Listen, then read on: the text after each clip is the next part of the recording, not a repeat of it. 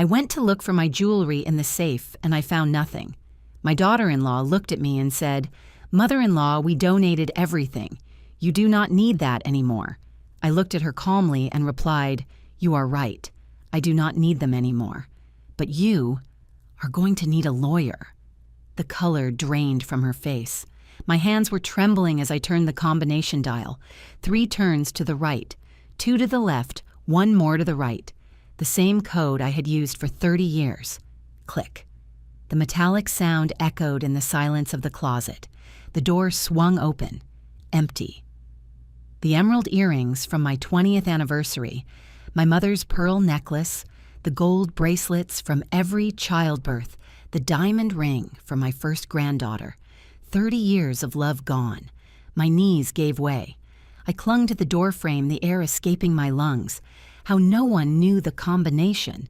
No one except, "Are you looking for something, mother-in-law?" Valerie's voice sounded behind me, calm, almost amused. I turned slowly. There she was, leaning against the doorframe of my bedroom with that smile that never quite reached her eyes. "My jewelry, it is not here." Valerie crossed her arms and tilted her head. "Oh yes, the jewelry." My blood froze. "Do you know where it is?" She sighed. "We donated everything. You do not need that anymore." Donated. What do you mean you donated it? The words came out like a whisper. They were mine. They were everything I had left of Ernest. Valerie shrugged. "They are just material things, mother-in-law. You always say that what matters is the heart. Right. Besides, at your age, what do you want jewelry for? You never go anywhere anymore." My vision blurred. Tears burned my eyes, but I refused to let them fall. I would not give her that pleasure. I took a deep breath. 1 time, 2 times, and with a calm I did not know I possessed, I looked her straight in the eyes. "You are right, Valerie. I do not need those jewels anymore." I saw her triumphant smile return. "But you—" I took a step toward her. "You are going to need a lawyer." The color vanished from her face as if someone had ripped off a mask. For the first time in months, I saw her speechless, and right there I knew the war had just begun. Because I was not the confused little old lady she thought I was. I had been the wife of a lawyer for 40 years. I had raised 4 children. I had built a legacy from zero, and no one was going to steal the last pieces of my life without paying the consequences. Valerie stepped back. "Mother-in-law, I do not know what you are talking about." "Oh, you do not know yet, but very soon you will know." I walked out of the bedroom, leaving her pale and trembling, because that afternoon I made the most important call of my life. A call that would change everything. What do you think I did next? Did I call the police? Did I confront my son? The truth is much more surprising. To understand how I arrived at that moment, I must take you back 3 years, to the worst day of my life, the day I buried Ernest. It was March, a gray Tuesday that smelled of wet earth and white flowers. I wore the black dress that he always said made me look elegant. 42 years together, and a massive heart attack took him from me on any given morning while we were eating breakfast and planning our next trip to Hawaii. I could not even say goodbye. The first few months were a silent hell. This house, which used to vibrate with life, turned into a museum of memories that suffocated me. His mug in the cupboard, his armchair in front of the television, his scent on the pillows that I refused to wash. My 4 children came to visit me. Laura lived in Chicago, Charles in Boston, Patricia in Denver, and Robert was the only one who lived here in the city. My youngest son, my favorite. Robert was always the sensitive one. He called every 2 days. He spent Sundays with me. He brought me my favorite pastries. And one day, 6 months after the funeral, he arrived with company. "Mom, I want you to meet Valerie." She was pretty, long dark hair, a perfect smile, eyes that seemed sincere. She brought a bouquet of sunflowers. "Mrs. Beatrice, it is an honor to meet you. Robert has told me so much about you. I am so sorry for your loss. And I, God forgive me, felt hope. How naive I was. In the following months, Valerie became a frequent visitor. She helped in the kitchen. She accompanied me to the grocery store. She made me feel like I was not alone. When Robert announced they were getting married, I cried with happiness.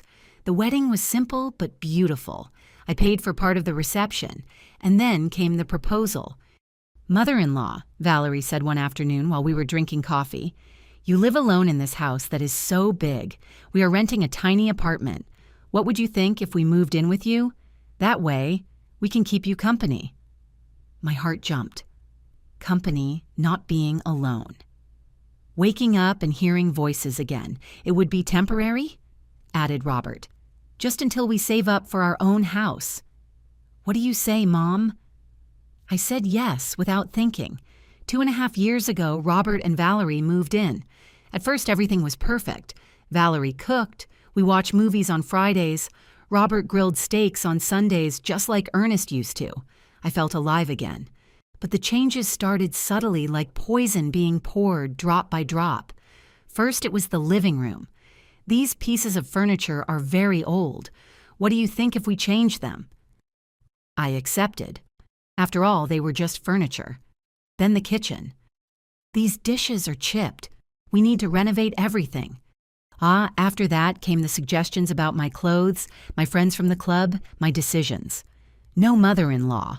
Better not buy that. It is an unnecessary expense. And I, like a fool, obeyed. Because I was afraid they would leave, and I would be left alone again. Because Valerie always said it with a smile. The hardest blow came when she suggested helping me with my finances. You should not worry about paying bills and doing paperwork. Leave it to me. I just need you to sign here to manage the account. And I signed. I did not know I had just handed over the keys to my own destruction. Little by little, this house ceased to be mine. Decisions were made without consulting me. My opinion no longer mattered. That vase Ernest brought me from Santa Fe disappeared. The paintings my sister painted given away. My grandmother's rocking chair donated because it was in the way. And when I protested, Valerie looked at me with pity. You are being very difficult. Do not cling so much to the past.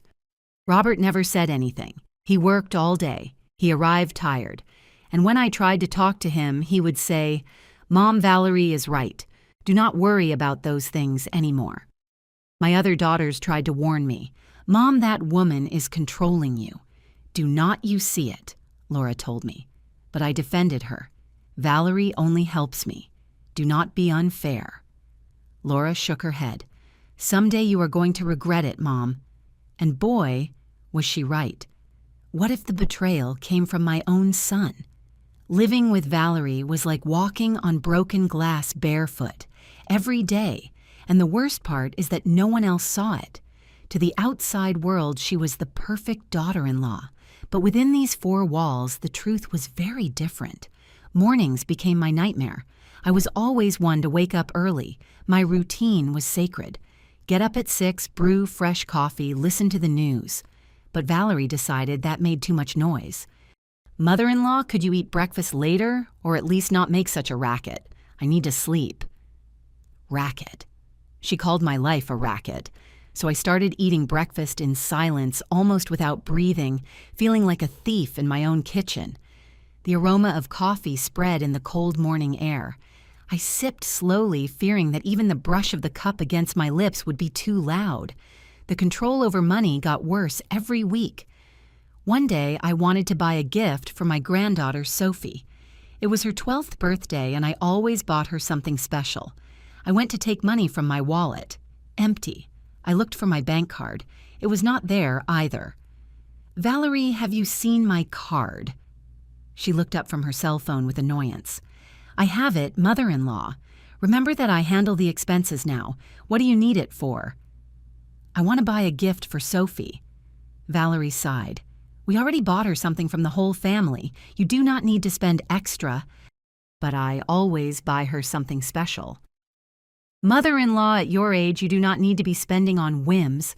Why do you want to spoil the girl? I stood there feeling small. Useless. That day, I could not buy anything for my granddaughter. When I went to her party, I arrived empty-handed for the first time in 12 years. The look on Sophie's face when she asked, and my gift from Grandma, still breaks my heart. My friends from the book club were the next victims. Every Thursday, we met at Linda's house. We talked about books, about our lives. It was the only thing that kept me sane. But Valerie started sabotaging every outing. Are you going out again? Look how cloudy it is. You are going to catch a cold. Better stay today. I have to go out and I cannot leave you alone. Those women only fill your head with gossip. At first, I tried to resist. Valerie, I have been taking care of myself for 68 years. Do not be stubborn, mother-in-law. I only worry about you. But then came the low blow. One afternoon, Linda called me worried. Beatrice, are you okay? Valerie called me saying that you can no longer go out because your health is delicate. I froze. What, Linda? I am perfectly fine.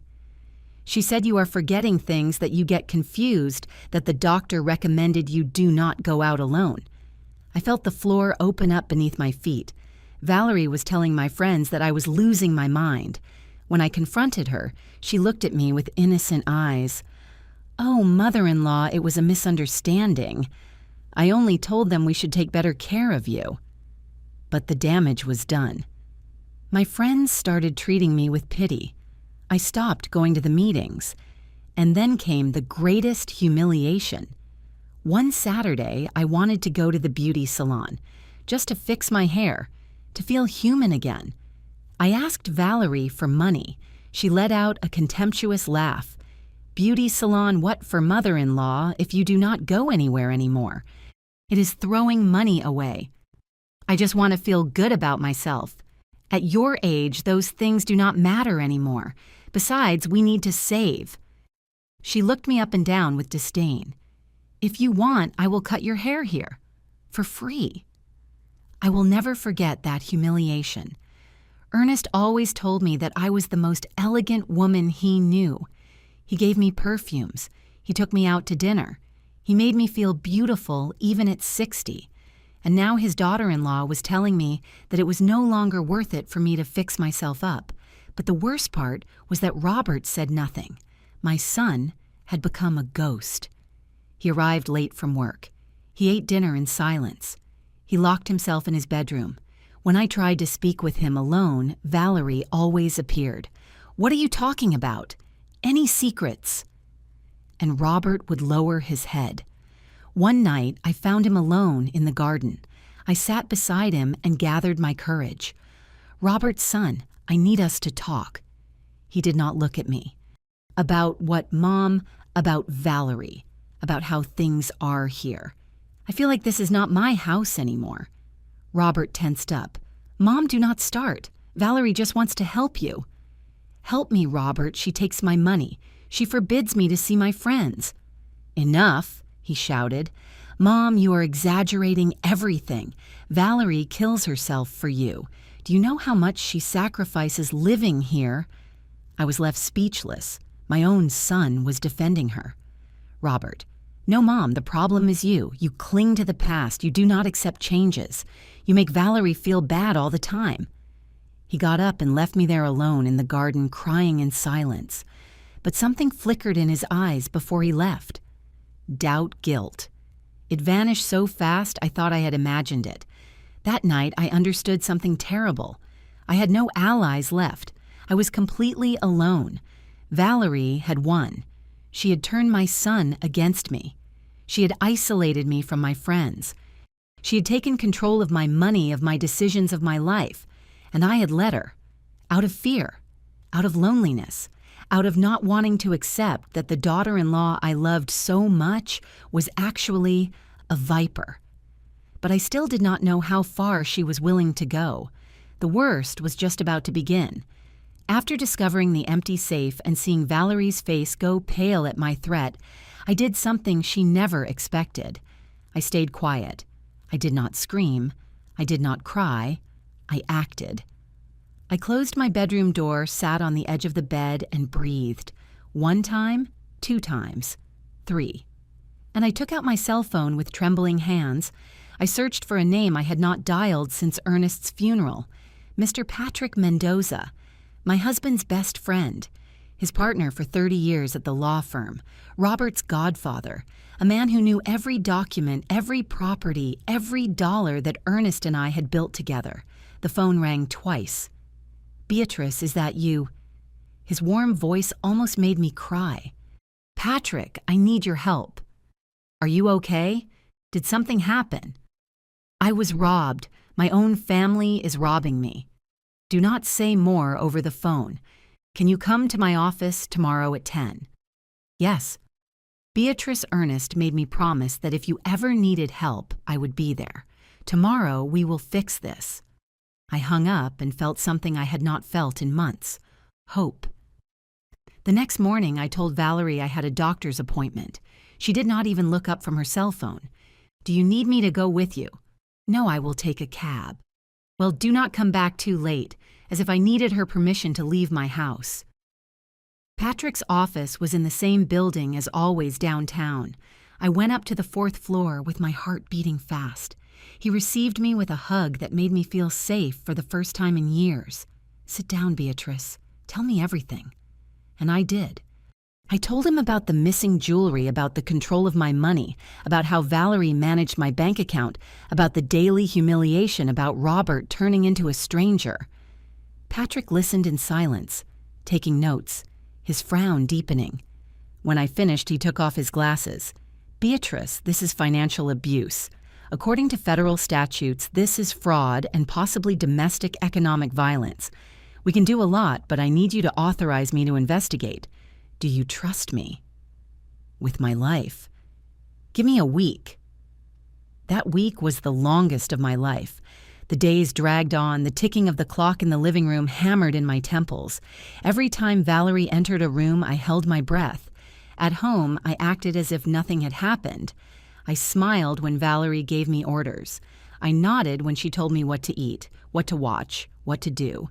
I became the submissive little old lady she wanted, but inside, I was boiling. 7 days later, Patrick called. "Come tomorrow. I have information." This time, I arrived and found a thick folder on his desk. "Sit down, Beatrice. This is not going to be easy." He opened the folder and took out several documents. First, the jewelry. I hired an investigator. They were not donated. My heart skipped a beat. Where are they? "In a pawn shop in the city under Valerie Ramirez's name." "How much?" $15,000. $15,000. Ernest's emeralds. My mother's pearls. 40 years of memories turned into cash. "There's more." He put some bank statements in front of me. "I reviewed the movements of your account since you gave access to Valerie." His fingers pointed to figures marked in yellow. Constant withdrawals, transfers, excessive purchases. "How much?" I asked, although I was afraid of the answer. Patrick looked me straight in the eyes. $50,000 in total. The world stopped. $50,000. Money that Ernest and I saved with sacrifice. Money from my pension, from the sale of the land we had. Stolen. "Patrick, can I get it back?" He nodded. "Yes, but we need to do it right. If you confront her now, she can destroy evidence, transfer what is left, manipulate Robert into saying that you gave her permission." "So what do I do?" "We keep gathering proof. And in the meantime," he took out some papers. "Let's review your legal situation." During the next hour, Patrick explained something I did not know. Ernest had left the house only in my name in his will. There was no co-ownership. There were no heirs until I died. The house was completely mine. "Valerie has no right over this property, Beatrice. You can ask them to leave at any moment." We also reviewed the bank accounts. "This was a mistake. You never should have given her access. But we can still fix it. We are going to open a new account, only in your name. And we are going to transfer everything that is left before she notices. And if she gets angry, let her get angry. It is your money." I left that office with a plan Valerie would never see coming. The fresh air of the street filled my lungs. For the first time in years, I walked with my head held high. I opened the new bank account the next day. I transferred the $10,000 that still remained before Valerie could touch them.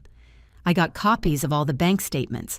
I asked the investigator to photograph the jewelry at the pawn shop, and I started recording. My cell phone became my secret weapon. I left it casually on the table during conversations. I recorded Valerie telling a friend on the phone, "I almost convinced Robert to make the old lady sign a power of attorney. After that, we can do whatever we want." I recorded her screams, "This house needs renovating. I am not going to live in a museum." I recorded Robert. "What if my mom realizes?" And her answer, "She is not going to realize. She barely reasons well anymore." Every recording was a stab wound, but it was also ammunition. Patrick taught me to be patient, to wait for the perfect moment. We cannot attack yet. We need more. We need her to get so confident that she makes an irreversible mistake.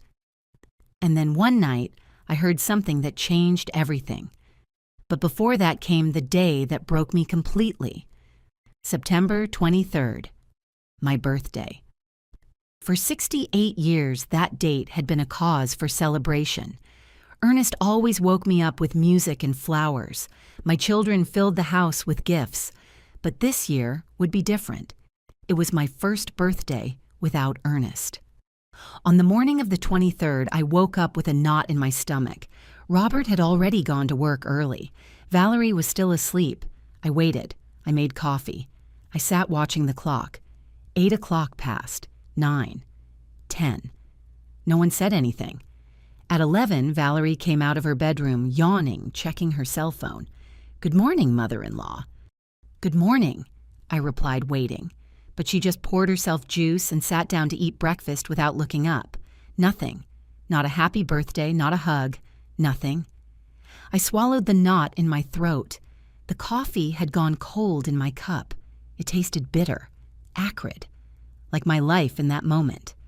At 3 in the afternoon, Valerie received several calls. "Yes, yes, come at 7. Bring snacks. It is going to be incredible." My heart jumped. A party. Had they prepared a surprise party for me, God? How foolish I was. At 6, Valerie found me in the living room. "Mother-in-law, I have some friends coming in a while. Could you stay in your bedroom? We are going to make noise." I froze. "Your friend's Valerie, today is my birthday." She blinked. "Oh, that is right. Happy birthday, mother-in-law." And she continued arranging the living room. "Valerie, I thought that... What did you think?" The words got stuck in my throat. "Nothing, forget it." "Well then, can you help me with the appetizers?"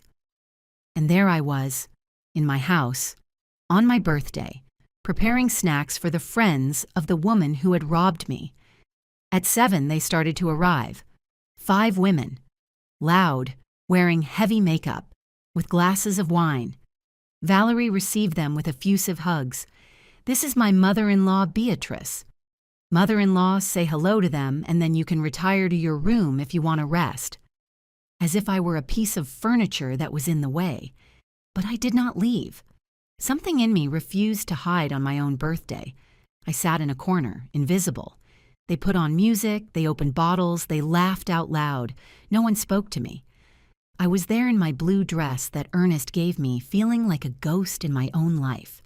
And then I heard the conversation that destroyed me. Valerie was in the kitchen with 2 friends. The kitchen was just behind where I was sitting. "Oh, friend, and when are you going to move to your own house?" Valerie lowered her voice, but not enough. "What for? This house is going to be ours soon." "How?" "The old lady already signed several papers without reading. Robert has power of attorney. It is just a matter of time." My blood froze. "But what about her?" "I almost convinced Robert to put her in a nursing home. I have a cousin up north with a good place. It is not expensive. And once she is there..." She laughed, a cruel laugh. "Once she is there, we sell this old house. We buy something modern and keep what is left over. This is worth $500,000. Can you imagine?" But Valerie, what if she refuses? Friend, the old lady is already senile. She forgets everything. She does not reason well. It is going to be super easy to get a doctor to say she needs specialized care. The three of them laughed. I was 10 feet away listening to how they planned to steal my life. And the worst, the absolute worst, was when Robert arrived. He walked through the door, saw the gathering, and greeted Valerie's friends with a smile. "Honey, come here," Valerie called him. Robert entered the kitchen, and I from my corner saw them speaking in whispers. I could not hear well, but I saw when Valerie pointed toward where I was. I saw Robert's uncomfortable expression. I saw when he nodded. My son had just nodded to the plan of locking me in a nursing home and stealing my house. Something inside me broke in that moment. I did not cry. I did not scream. I simply felt how the last piece of love I had for this situation crumbled into dust. I stood up in silence. None of Valerie's friends saw me leave. They were too busy laughing and drinking my wine. Robert did not see me either. I went up the stairs. I closed the door. I sat on the edge of the bed. And then only then did I allow myself to cry. I cried for Ernest, for my lost jewelry, for my son who had chosen that woman over me, for the woman I had become, scared, small, invisible. But above all, I cried with rage. My fists gripped the sheets until my knuckles turned white.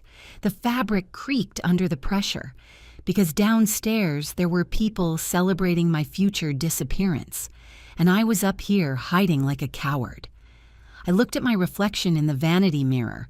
The woman looking back at me had puffy eyes, runny makeup, the wrinkled blue dress. She looked like a defeat. But then I saw something else. I saw the eyes of the woman who had raised 4 children alone, while Ernest worked double shifts. I saw the hands of the woman who had built a home from scratch. I saw the strength of the woman who had survived the death of her husband. And I made a decision. No more. No more hiding. No more allowing them to trample me. No more being the submissive little old lady Valerie wanted. I dried my tears. I stood up. I took out my cell phone. I dialed Patrick's number. "Patrick, it is Beatrice. Are you okay? It is 9 at night. I need you to speed everything up. I cannot wait any longer." "What happened?"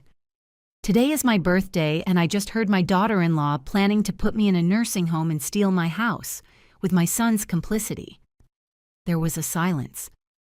"Beatrice, I am so sorry. I do not want pity. I want justice. When can we act?" Patrick took a deep breath. "Give me 2 weeks. I am going to prepare everything.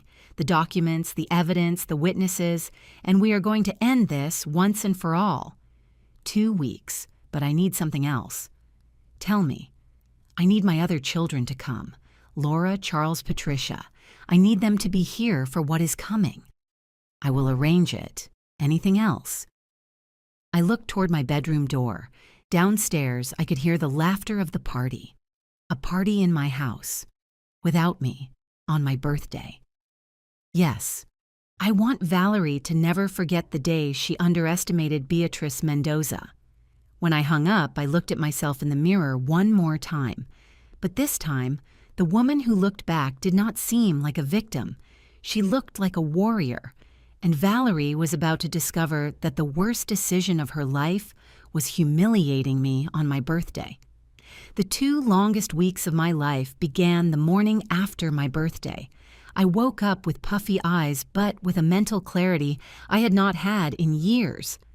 Downstairs, I heard Valerie cleaning up the remains of her party. Empty bottles, dirty plates.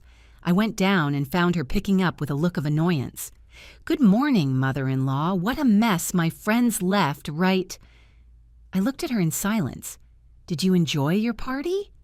She did not even catch the sarcasm. "Oh yes, it was incredible. Too bad you went to sleep so early." I smiled, a smile that did not reach my eyes. "Yes, too bad." And I continued toward the kitchen. But inside I was boiling. That same afternoon, while Valerie went shopping with the money she did not yet know she no longer controlled, I was in Patrick's office. "Okay, Beatrice, this is what we have so far." He showed me the investigator's photographs, my jewelry in the pawn shop, the bank statements with the marked withdrawals, the suspicious transfers. All of this is solid evidence, but for a strong legal case, we need witnesses, people who have seen the abuse, your other children, your friends, anyone who has witnessed the change in your life since Valerie arrived. I thought of Laura, of how she had warned me from the beginning. My daughter, Laura, she lives in Chicago. She always knew something was not right. "Perfect. Can you ask her to come?" "Yes, but I do not want Valerie to suspect." Patrick smiled. "Then we invent an excuse, a family pretext." That night, I called Laura. "Mom, are you okay? You almost never call at this time." "Daughter, I need you to come visit me." "Did something happen?" "Yes, but I cannot tell you over the phone. Just trust me. Can you come this weekend?" There was a pause. "Mom, you are scaring me." "Laura, please, I will explain everything to you when you are here, but it is urgent. I am coming. I arrive on Friday." I also called my other two children. Charles would come from Boston, Patricia from Denver. I told Valerie it was a casual family reunion, that I missed my children and wanted to see them together. She frowned. "And why do you want everyone to come? Did something happen?" "I just want to see my family. Is there a problem?" For the first time, I saw a flash of nervousness in her eyes. "No, of course not. It is your house." But I noticed how she gripped her cell phone tighter. On Friday night, Laura arrived first. When she opened the door and saw me, her face fell. "Mom, you are so thin. Are you eating well?" She hugged me tight and I almost collapsed right there, but I held back. Valerie was watching from the stairs. "I am fine, daughter. I just missed you." That night, when everyone was asleep, Laura came to my bedroom. "Now, Mom, tell me what is going on." And I told her everything, every humiliation, every theft, every lie. I saw how her face went from surprise to fury. "That witch! Mom, why didn't you tell me before?" "Because I was afraid of being left alone, afraid you would think I was exaggerating." Laura took my hands. "You are never alone, Mom. Never. And I swear that woman is going to pay for what she did to you. She is already paying, but I need your help." I explained the plan Patrick and I had prepared.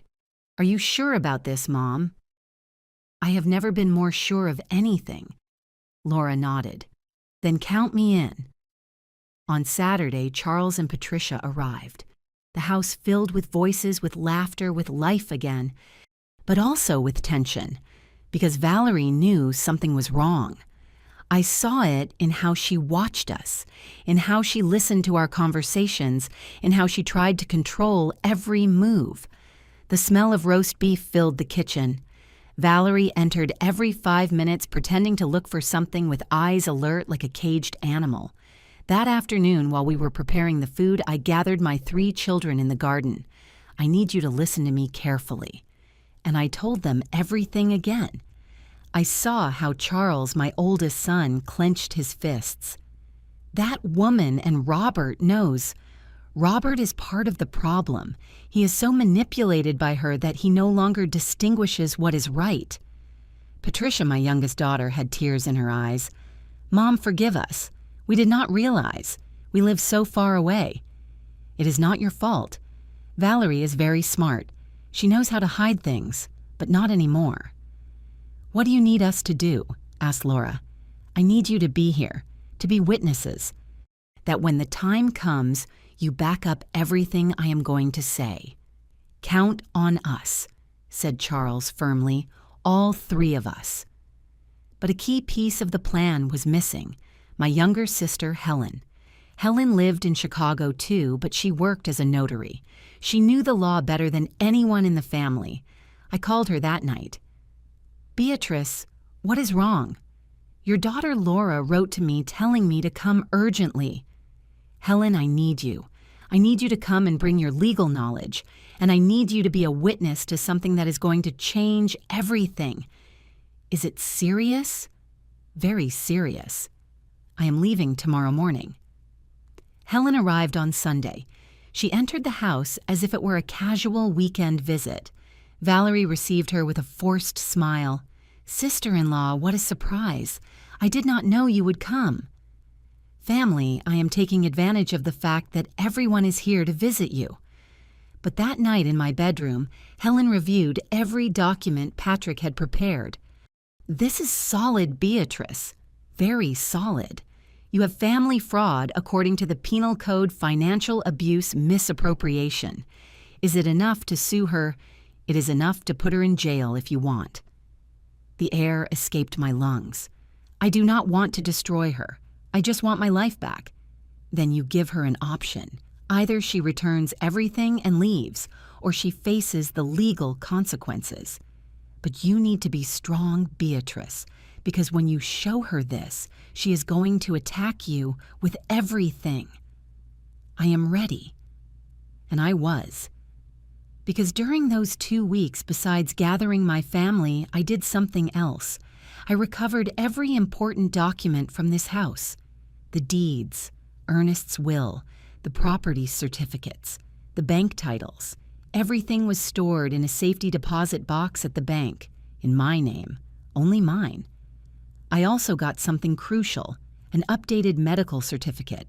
Patrick sent me to a trusted geriatrician who ran complete tests on me, memory, reasoning, mental capacity. The result, Mrs. Beatrice Mendoza, 68 years old, is in full possession of her mental faculties. She presents no signs of cognitive deterioration or dementia. That paper was pure gold, because when Valerie tried to say I was senile, that I did not reason well, that I needed someone else to handle my life, I would have medical proof that it was a lie. The night before the final confrontation, I could not sleep. I sat on the bed looking at Ernest's photograph on my nightstand. "Honey, tomorrow I take back our house. I take back our dignity, and I teach that woman the lesson she deserves." I could almost hear his voice. "That is the way, my queen. Show them what you are made of." At 7 in the morning on Monday, Mr. Patrick Mendoza arrived at my house. Valerie saw him enter and went pale. "Who are you?" "Patrick Mendoza, attorney. I am here to speak with Mrs. Beatrice." "Attorney? What does she need an attorney for?" Patrick looked at her with professional coldness. "That is something I will discuss with my client. Where is she?" I am here," I said, walking down the stairs with my head held high. And for the first time in 2 years, Valerie really saw me. Not as the submissive little old lady, not as the foolish mother-in-law, but as what I always was, the owner of this house, and the woman who was about to take it all back. Because the trap was set, the pieces were in place, and Valerie still did not know she was about to lose absolutely everything. Patrick and I sat in the living room. Valerie watched us from the kitchen, pretending to make coffee, but her hands were trembling. "Mrs. Beatrice," said Patrick loudly, clear enough for Valerie to hear, "I need you to review these documents and confirm some things for me." He took out a folder, but it was not the folder with the evidence. Not yet. It was a trap. "Here I have the updated appraisal of your property. The house is valued at $500,000. I saw how Valerie stopped moving in the kitchen. She was listening to every word. "I also need to confirm if you have signed any power of attorney recently." "No, I have never signed any power of attorney." Valerie appeared in the doorway. "Mother-in-law, what is happening here?" "Legal matters, nothing that concerns you." But she tried to get closer.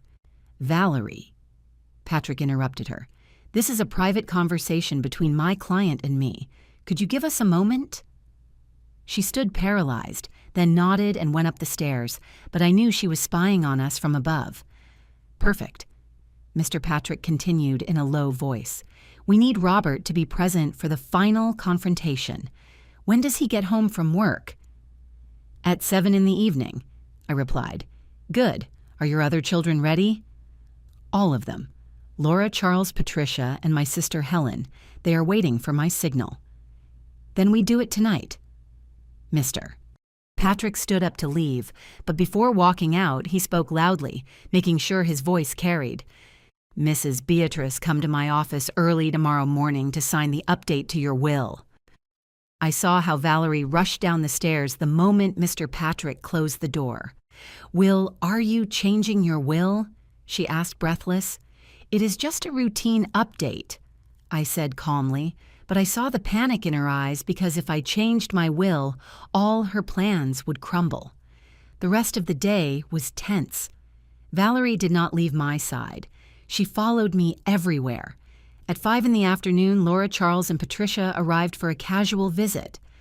Mom, we were just passing by and wanted to say hello, Laura said. Helen arrived minutes later. Valerie was nervous. Too many people. Too many unexpected visitors. What are we celebrating? Valerie asked, her voice tight. Nothing, Charles said coldly. We just want to spend time with our mother. The tension in the room could be cut with a knife. At 7 o'clock sharp, Robert arrived from work. As soon as he walked in, he felt that something was not right. What is going on? Why is everyone here? He asked. Son, sit down. We need to talk as a family, I said. Valerie rushed to his side. Robert, your mom brought a lawyer here today. She is planning something. Because I need to plan something, I interrupted. I need to protect my assets. Robert frowned. Protect them from what, Mom? From who wants to steal them. The silence was absolute, but I saw something in Robert's eyes. A flicker of guilt, of doubt, as if a part of him already knew what was coming. Valerie let out a nervous laugh. Mother-in-law, what are you talking about? No one wants to steal anything from you. No. I took out my cell phone, pressed play, and Valerie's voice filled the living room. I almost convinced Robert to make the old hag sign a power of attorney. After that, we can do whatever we want.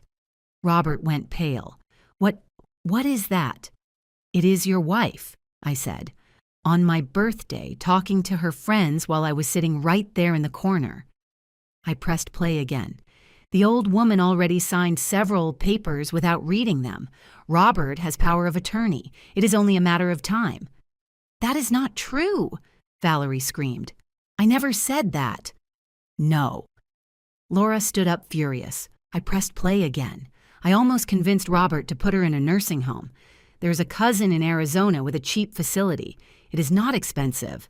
And once she is there, we sell this old house, buy something modern, and keep whatever is left over. This place is worth $500,000. Can you imagine? Robert stood up, stumbling. I saw how reality crashed against him like a wave. His hands were shaking. His face lost all color. No, it cannot be. She is lying, Valerie shrieked. She edited those recordings. None of that is true. And is this a lie, too? Helen placed the photographs of the jewelry at the pawn shop on the table. The jewelry you donated. Valerie looked at the photos and the color vanished from her face. I was going to get them back. With what money? Charles slammed the bank statements onto the table. With the $150,000 you stole from our mother. The numbers were there, highlighted in yellow, impossible to deny. Transfers, withdrawals, excessive purchases, all in the name of Valerie Ramirez. Robert took the papers with trembling hands. Valerie, what is this? We needed that money for the house. For what? Robert roared. We live in my mother's house. We do not pay rent. Why did we need so much money? For our future, your mother has more than enough. It is not your money, Patricia said with disgust. It never was. Valerie turned to me with fake tears in her eyes. Mother-in-law, please. I only wanted to help to manage the money, well, help? I stood up and my voice resonated through the room. Is help stealing my jewelry? Is help planning to put me in a nursing home? Is help telling your friends that I am senile? I never said that. Yes, you did, Robert finally exploded. I heard you, that night of my mother's birthday. You were in the kitchen with your friends. You said she could not reason properly anymore, and His voice broke. I saw tears roll down his cheeks. I saw how his shoulders collapsed under the weight of his guilt. And I did nothing. He turned to me with desperate eyes. "Mom, forgive me. I was a coward. I heard her say those things, and I did not defend you. I let her humiliate you. I let her rob you." "Robert, no?" Valerie tried to speak. "Yes." He fell to his knees in front of me. "I am the worst son in the world. I failed you. I failed my father. He loved you so much, and I let this woman destroy you." Valerie tried to approach him. "Robert, baby, listen to me." "Do not touch me." He pulled away from her with disgust. "You lied to me. You manipulated me. You made me betray my own mother. I did everything for us. You did it for yourself. It was always for you, for your ambition, for your greed." He turned to me. "Mom, tell me what to do, anything. I am going to fix this." I took a deep breath. This was the moment. "Robert, there is only one way to fix this." I looked Valerie directly in the eyes. "Either she returns every single dollar she stole, signs a document renouncing any right to my assets, and moves out." Valerie opened her mouth incredulous. "Or she faces criminal charges for aggravated family fraud under Section 390 of the State Penal Code." Helen pulled out a document. 3 to 12 years in prison. That is what you are facing, Valerie. I already consulted with several criminal defense attorneys. The case is solid." Valerie staggered back. "No, you cannot do this to me." "You did this to yourself," Laura said coldly. "No one forced you to steal." "I did not steal. I was managing the family money." "There is no family." My voice cut through the air like a knife. "You are not my family. You are a thief who took advantage of my loneliness, and it is over." "Robert." Valerie looked at him pleadingly. "Tell them it is not true. Tell them it was all a misunderstanding." But Robert looked at her as if she were a stranger. "Get out of this house." "What?" I said, "Get out. I do not want to see you again." Valerie began to cry for real now. "No, you cannot do this to me. I love Robert. I did everything because I love him." "You do not love anyone but yourself." Helen put the documents in front of her. "Sign, or we call the police right now." Valerie looked at the papers, then at Robert, then at me. And then, defeated, she took the pen. She signed every document with trembling hands. Commitment to return $150,000 in 60 days. Renunciation of any rights to the property of Beatrice Mendoza. Eviction agreement in 15 days. When she finished, she dropped the pen. "Happy. Are you happy now?" "No," I said, "but I am at peace." Valerie stood up, looked at Robert one last time, and went up the stairs. We heard her packing. Drawers opening, clothes being thrown into suitcases. An hour later, she came down with 2 suitcases. Robert did not look at her. She stopped at the door. "One day you are going to regret this old woman. No, the only one who is going to regret this is you. When you are all alone and you realize that you lost everything because of your ambition." Valerie walked out, and I closed the door behind her. Forever. But the story did not end there, because the most important part was still missing, recovering what was mine and making sure Valerie kept her word. The house felt strange after Valerie left, silent. But not with that heavy silence of the last 2 years. It was a stillness that felt clean. The air itself seemed lighter, as if the house had exhaled a sigh of relief. Robert sat on the armchair for hours. He did not speak. He did not cry. He just stared into the void. My other children stayed that night. Laura slept in her old room, Charles and Patricia in the guest rooms, and I, for the first time in years, slept through the entire night, without startled awakenings, without fear. The next morning, Robert came to my bedroom. His eyes were red, swollen. He had not slept. "Mom, I do not have the words to ask for your forgiveness." I sat on the edge of the bed and gave him space to talk. I was a coward, an idiot, a terrible son. Robert. No, Mom, let me say it. He sat beside me. Dad loved you with all his soul. He respected you. He admired you. And when he died, I should have been the man to take care of you. Tears began to roll down his cheeks. Instead, I let that woman enter your life and destroy you. I heard how she humiliated you, and I said nothing. I saw how she stole from you and played the fool. I even nodded along when she planned to put you in a nursing home. He covered his face with his hands. How can you even look at me, Mom? I do not deserve your forgiveness. I put my hand on his shoulder. Robert, listen to me. He looked up.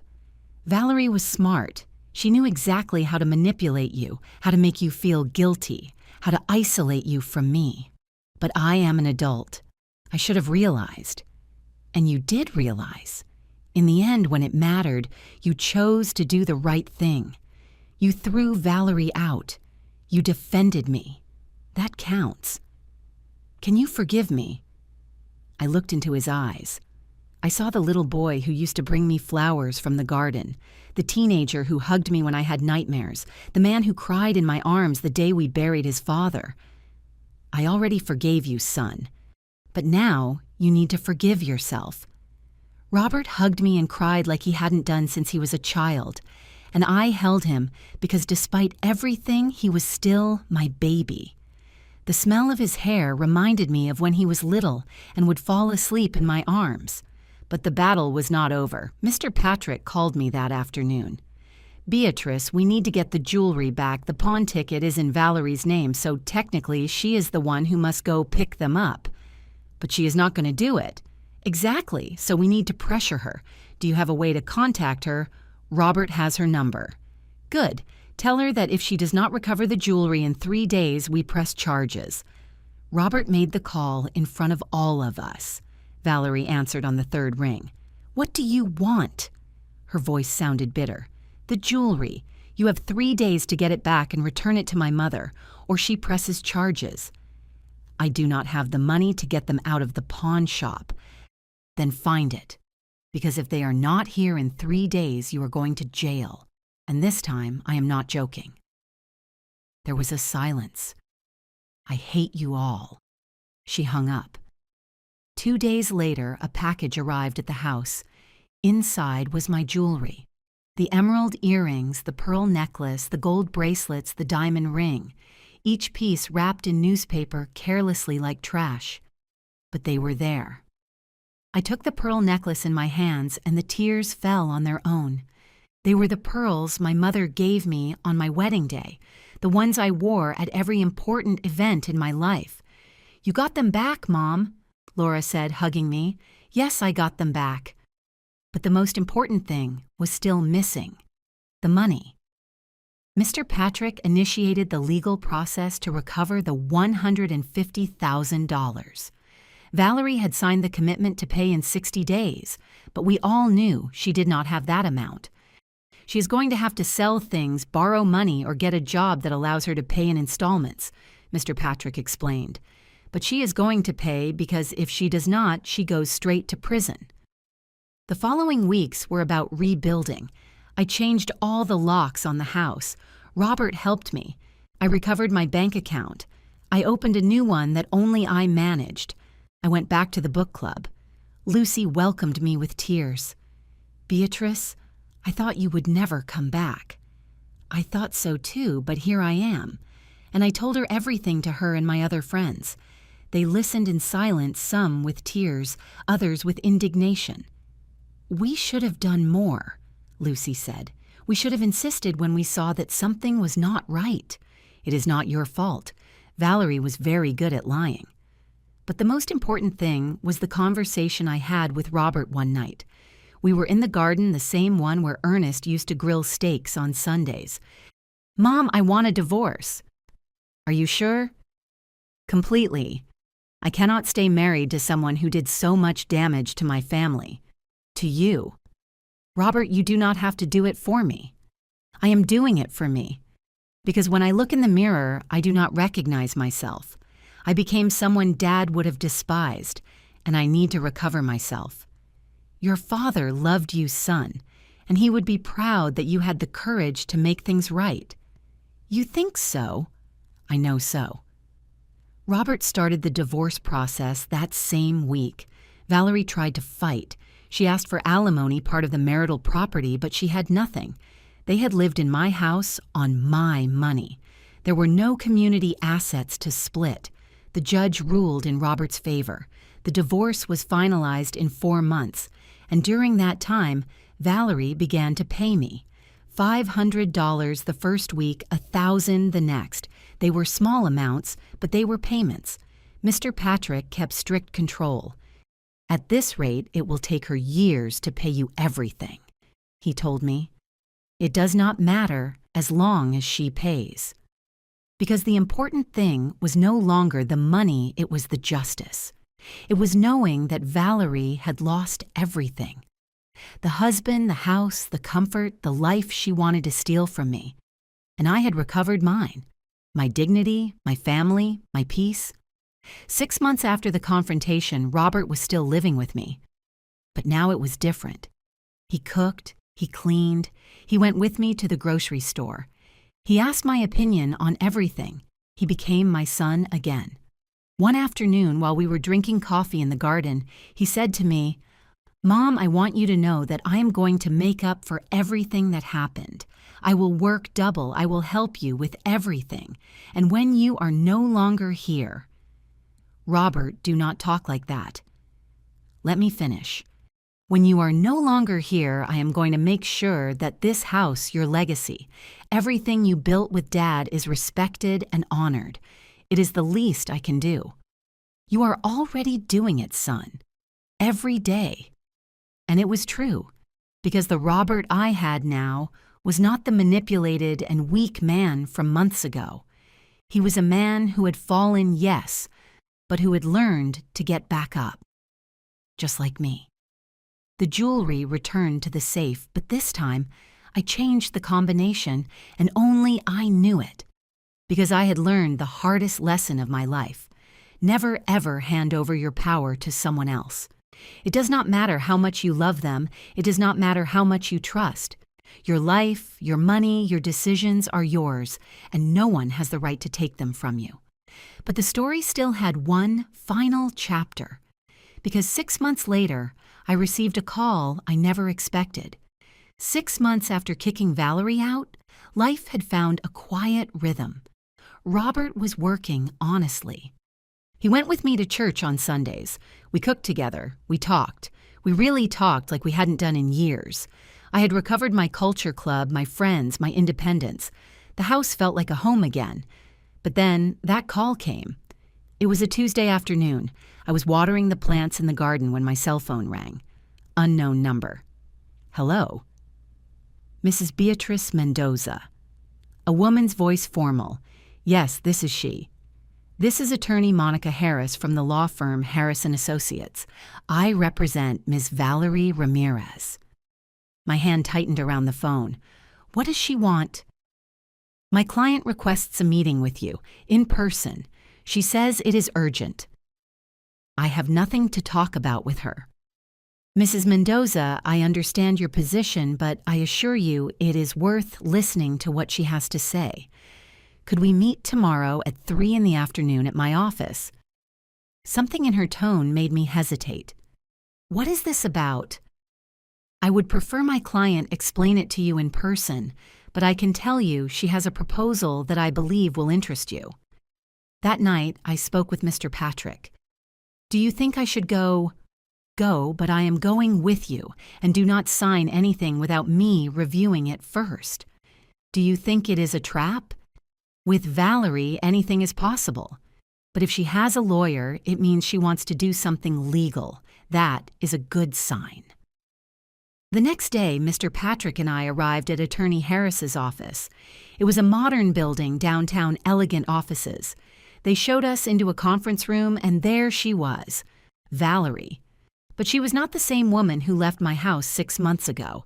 She was thin, too thin, deep circles under her eyes, unkempt hair, wrinkled clothes. She looked destroyed. For a moment, I almost felt pity. Almost. "Mrs. Beatrice," Attorney Harris said, "thank you for coming. My client requested this meeting because she has a proposal to settle her debt with you. She is paying in installments. That was the agreement," I said. "I know," Valerie intervened with a low voice, "but at this rate, it will take me 8 years to pay you everything, and I cannot live like this for 8 years. You should have thought of that before." Valerie lowered her head. "I know, and you are right to hate me. I was a terrible person, a thief, a manipulator. And now you come to ask for forgiveness. Do you think that by saying, 'I'm sorry,' everything gets fixed? No. I know nothing I say will fix what I did, but I want to try to compensate you." Attorney Harris placed a folder on the table. "My client recently inherited a condo from her maternal grandmother. It is valued at $160,000. She opened the folder showing deeds appraisals documents. "Valerie proposes signing over that condo to you as full payment of her debt. $160,000 covers the $150,000 she owes you plus interest and legal fees." Mr. Patrick took the documents and began to review them. I looked at Valerie. Why not just sell it and pay me the cash?" Valerie took a deep breath. "Because I need to close this chapter. I need you to forgive me so I can move on with my life." "You do not need my forgiveness for anything." "Yes, I do. These 6 months have been hell. I lost everything. My husband, my home, my reputation. My friends turned their backs on me when they found out what I did." She began to cry for real. "I work 12 hours a day at a call center to pay rent for a miserable room. I eat once a day. I do not sleep thinking about everything I destroyed." "Well, that is what you deserve." I know. But I swear to you that I have changed, that I understood what I did, that every night I regret it." "Regret does not return the time you stole from me. It does not return the dignity you took from me. It does not erase the humiliations." Valerie nodded, wiping her tears. "You are right. None of that can be returned. But this condo is the only thing of value I have left, and I am giving it to you, all of it, so you know I am truly sorry." Mr. Patrick finished reviewing the documents. "Beatrice, everything is in order. The condo is free of liens. If you accept, we can do the transfer next week." I looked at the papers, then at Valerie. Part of me wanted to reject it. I wanted her to keep paying for years to suffer as much as I suffered. But another part was tired of carrying that resentment. "Where is the apartment?" "On the north side in the Oak Creek district," the attorney replied. 2 bedrooms, 1 bath. It needs remodeling, but it is in a good area." An idea crossed my mind. "Robert is divorced. He lives with me, but he needs to become independent eventually." Mr. Patrick looked at me with understanding. "You could remodel that apartment and give it to him," he whispered, "as a fresh start." I looked at Valerie. "I accept the apartment, but with one condition. Whatever it is, I want you to sign an additional document, one where you acknowledge in writing everything you did, the fraud, the abuse, the lies, everything." "What for?" "So that if you ever try anything against me or my family again, I have irrefutable proof." Valerie swallowed hard. "Okay, I will sign it." Attorney Harris prepared the document right there. Valerie wrote in her own handwriting, "I, Valerie Ramirez, acknowledge having committed fraud and financial abuse against Mrs. Beatrice Mendoza. I pawned her jewelry without her consent. I withdrew $150,000 from her accounts without authorization. I manipulated and humiliated her for 2 years. I acknowledge my total responsibility and guilt. I ceded the condo located in Oak Creek as compensation and full payment of my debt." She signed with a trembling hand. Then we signed the transfer documents for the apartment. Everything was legalized in less than an hour. When we finished, Valerie sat looking at her hands. "Now what?" Now you go, and you never come near my family again. Never. Do you forgive me?" I stopped at the door and looked at her one last time. "I do not know Valerie. Maybe one day, but not today. I understand, but I wish you peace. I hope you learn from this and that you never do this to anyone again." I left that office with Mr. Patrick. In the elevator, he asked me, "Are you okay?" "Yes," because finally it is over. It is truly over. A week later, the apartment was transferred to my name. Robert and I went to see it. It was neglected, yes. It needed paint repairs love, but it had potential. "Mom, do you really want this to be mine?" "Yes, but with one condition." "Which one?" "That you remodel it with your own effort, that you work to turn it into your home. I do not want it given to you as a gift. I want you to value it." Robert nodded with tears in his eyes. "I will, Mom. I promise." And he kept his word. During the next 3 months, Robert worked every weekend on that apartment. He painted the walls, fixed the plumbing, installed new floors. I helped him. My other children came to support. It became a family project, and when he finished, the apartment was beautiful, modest but cozy, clean, full of light. "It is perfect," Robert said the day we finished. "Are you moving in now?" "Not yet. If you do not mind, I will stay with you a little longer. This house is where I need to be right now." I would love that, son. But the important thing was that now we had options. Robert had his space when he needed it, and I had my house back. Completely mine, without debts, without thieves, without manipulators. Just mine. One afternoon, while I was organizing my jewelry in the safe, Robert entered my bedroom. "Mom, something arrived for you." He handed me an envelope. Inside was a handwritten letter. "Mrs. Beatrice, I do not expect you to read this letter. You will probably tear it up as soon as you see my name, but I needed to write it. I've spent these months in therapy trying to understand why I did what I did, why I was so cruel to someone who only showed me kindness. My therapist says I carried a lot of resentment from my own childhood, that I projected my rage onto you, that I treated you like my own mother treated me. It is not an excuse, only an explanation. I want you to know that I live every day with the shame of what I did, and that if I could turn back time, I would do everything differently. Thank you for not putting me in jail. Thank you for giving me a chance to pay my debt. And above all, thank you for teaching me the most important lesson of my life, that dignity cannot be bought, cannot be sold, and cannot be stolen. You never lost your dignity, Mrs. Beatrice. Not even when I tried to take it away. I hope one day to be able to look at myself in the mirror and feel a fraction of the pride you must feel. With respect and regret, Valerie. I folded the letter slowly. Robert looked at me expectantly. What does it say? That she learned her lesson, and that is all I needed. I put the letter in a drawer. I did not tear it up because despite all the damage Valerie did to me, part of me wanted to believe that people can change, that mistakes can teach, that even the worst falls can lead to rising up stronger, like what happened to me. Today, 1 year after that terrible afternoon in front of the empty safe, I wake up in my house. My house. The rays of the sun enter through my bedroom window. I hear the birds in the garden. I smell the coffee Robert is making in the kitchen, and I smile. Because this is peace. I get up and look at Ernest's photograph on my nightstand. Good morning, love. Today is a special day.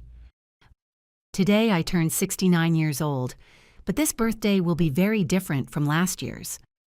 I go down the stairs and find the living room decorated with balloons. My 4 children are there. Laura flew in from out of state, Charles drove down, Patricia is here, and Robert is standing by the table with a homemade cake. Happy birthday, Mom. The tears come on their own, but they are tears of joy. My children, all together. Laura hugs me first. We were not going to miss your birthday, Mom. Never again. We spend the day as a real family. We cook together, we laugh, we remember stories from when they were children. There is no tension, no secrets, no manipulation, just love. In the afternoon, Lucy arrives with the other ladies from the book club. They bring gifts wrapped in colorful paper flowers, genuine hugs. Beatrice, you look radiant. It is because I am free, finally free. That night, after everyone leaves, Robert and I sit in the garden. The same chairs where Ernest and I used to drink coffee every Sunday. Mom, there is something I want to tell you. Tell me, son. I met someone. My heart gives a little jump. A woman. He nods nervous. Her name is Andrea. She is a teacher. I met her at the gym 3 months ago. She is different.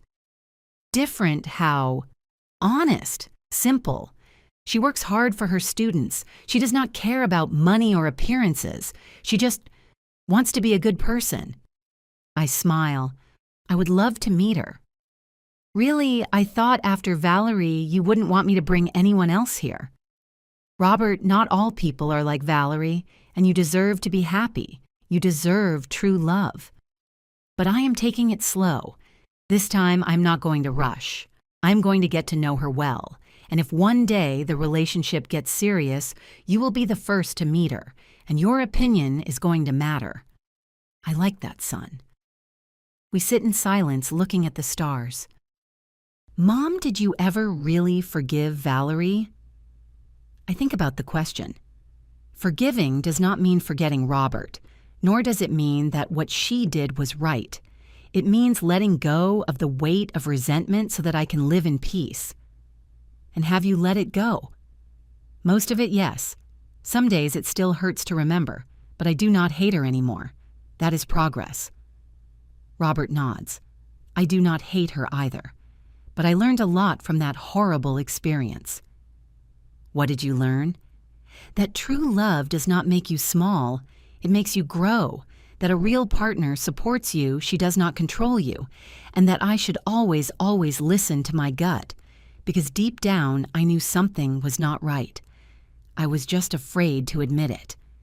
That is the most valuable lesson, son. The following months bring beautiful changes. Robert finally moves into his apartment, the one we remodeled together. But he comes to visit me 3 times a week. We have dinner, we talk, we maintain our connection. And when I met Andrea, I understood why Robert was so excited. She was a woman with warm eyes and a genuine smile. She spoke to me with respect, but without falseness. She asked me about my life, my tastes, my stories. And when she left, I told Robert, that is a good woman's son. Laura, Charles, and Patricia also visit more often. We take turns. 1 month, Laura and her family come the next. Charles, then Patricia. My house fills up again with grandchildren, with children's laughter, with life. I recovered my routines. I go to the market early on Saturdays. I buy my fresh vegetables, my pastries, my flowers for the living room. On Thursdays, I religiously attend the book club. Now we are reading 100 Years of Solitude. We discuss every chapter with passion. On Sundays, I go to church. I light a candle for Ernest. I tell him in silence everything that is happening. I did it, my love. I got our house back. I got our family back. And I feel in some inexplicable way that he hears me, that he is proud. One day, a year and a half after everything happened, I receive an unexpected call. It is Attorney Harris Valerie's lawyer. Mrs. Beatrice, I was just calling to inform you that Valerie moved to Nevada. She got a job at an elementary school as an administrative assistant. Why are you telling me this? Because she asked me to pass on a message that she is rebuilding her life, that she is still in therapy, and that she thinks of you with gratitude, although it sounds strange. Gratitude? She says you taught her that actions have consequences, that you could have destroyed her legally, but you gave her a chance to redeem herself, and that saved her. I hang up the phone and stand there thinking.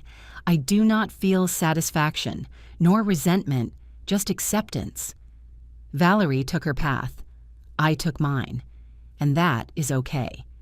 Today, while I water the plants in the garden, I stop in front of the rose bush Ernest planted 30 years ago. It is blooming. Red roses, vibrant, full of life. I cut one and take it inside. I place it in a vase in the living room, and I think about the entire journey, about the woman I was, scared, alone, manipulated, about the woman I became, strong, independent, dignified. The jewelry is in the safe, secure, protected. But I no longer need it to feel valuable, because I learned that my true value is not in objects. It is in my strength, in my capacity to get up after falling, in my ability to forgive without forgetting, in my dignity that no one ever again will be able to take from me. Robert spends that afternoon with Andrea. They invite me to have dinner with them. It is a simple dinner at a neighborhood restaurant, but it is full of genuine conversation, of laughter, of mutual respect.